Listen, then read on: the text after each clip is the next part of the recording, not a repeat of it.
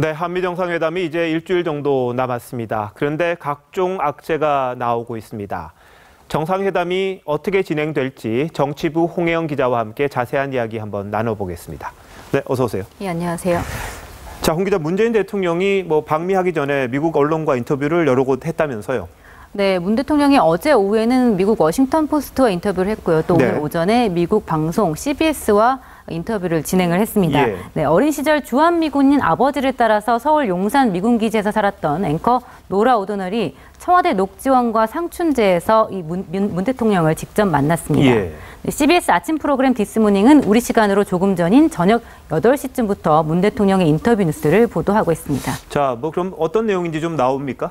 방송이 이제 막 시작했기 때문에 예, 자세한 내용은 알기 어렵습니다만 주요 현안을 모두 다룬 것으로 보여집니다. 예. 특히 방금 나온 내용을 보시면 오더너 앵커가 북한에 구금됐다가 송환된 원비어 씨의 죽음과 관련해서 북한에 책임을 물어야 한다고 생각하느냐 이렇게 문재인 대통령에게 묻자 문 대통령이 그렇다고 대답을 했습니다. 네. 문 대통령은 원비어 씨가 북한 당국에 구금돼 있을 때 일어난 일들이다 이렇게 얘기를 하면서 확실히 북한이 원비어를 죽였는지는 모르지만 원비어 씨가 죽음에 이른 과정에 북한이 엄중한 책임이 있다는 것은 확실하다고 말했습니다. 자, CBS 홈페이지를 한번 가봤더니 예고 방송 같은 게 좀 있더라고요. 그만큼 관심이 있다는 이야기겠죠. 네, 그 예고 방송을 내보낸 게 굉장히 이례적이었다고 하는데요. 서울의 위험이라는 제목의 이 한국의 미국인들이 북한의 위협에 직면해 있다는 부제를 달고 한국 새 정부를 바라보는 약간은 이게 불안감 섞인 미국인의 시선을 이야기했습니다. 자, 문 대통령의 대북 정책도 당연히 소개를 했죠.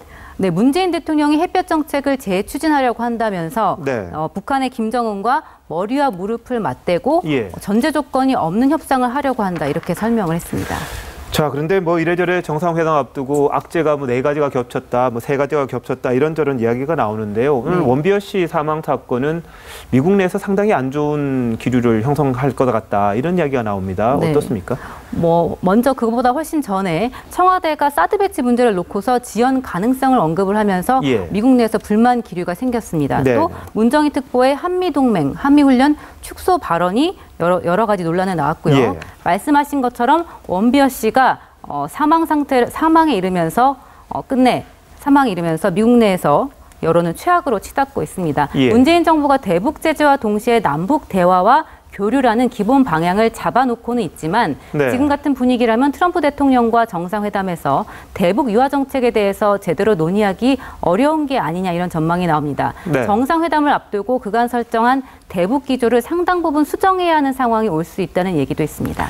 자, 청와대로서는 상당히 고민이 깊어지겠습니다. 더군다나 문정인 특보가 가서 말한 걸 가지고 청와대가 또 사실 나하고는 다르다 이렇게까지도 이야기를 안 했기 때문 아니겠습니까? 어떻습니까? 네, 그런 부분도 있고요. 또 원비어 씨 사망 사건도 터지면서 여러 가지가 복합적으로 작용을 했는데요. 청와대 관계자는 특히 이 원비어 씨 사망 사건은 북한에 대한 이 대화와 제재 병행 기조와는 별개의 문제다 이렇게 선을 긋기도 했습니다. 하지만 이 원비어 사망 때문에 미국은 초강경 기조로 돌아설 가능성이 큽니다. 그렇죠. 네, 우리 정부도 대북 유화 정책보다는 북한의 인권 문제를 비판하면서 대북 압박과 제재에 좀 더 무게를 둘 수밖에 없는 상황이 오고 있다고 보여집니다. 문 대통령도 미 언론과 이렇게 적극적으로 인터뷰를 했고요. 또 북한의 반인권적인 행위를 비판한 것도 미국의 여론을 달래기 위한 것과 무관치 않다 이런 얘기가 있습니다. 자, 한 가지 또 청와대가 좀 우려한다 그럴까요? 좀 피했으면 하는 의제가 싸던데 미국 기류는 또 전혀 다른 것 같습니다. 이 문제도 역시 상당히 핵심에 있겠죠?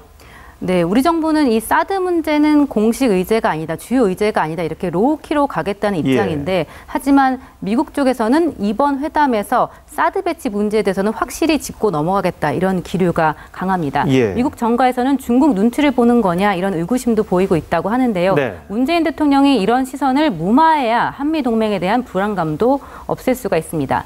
사드의 절차적인 정당성 확보라는 국내에서의 명분도 살리면서 또 미국의 배치 요구도 만족을 시켜야 하는 쉽지 않은 외교적인 과제를 문재인 대통령이 떠안고 정상회담을 앞두고 있습니다. 상황이 좋지는 않은데 여하튼 좀 철저히 준비를 해서 첫 한미 정상회담이 성공적으로 치러졌으면 좋겠다는 바람이 모두가 갖고 있는 것 같습니다. 네, 홍 기자 잘 들었습니다. 네.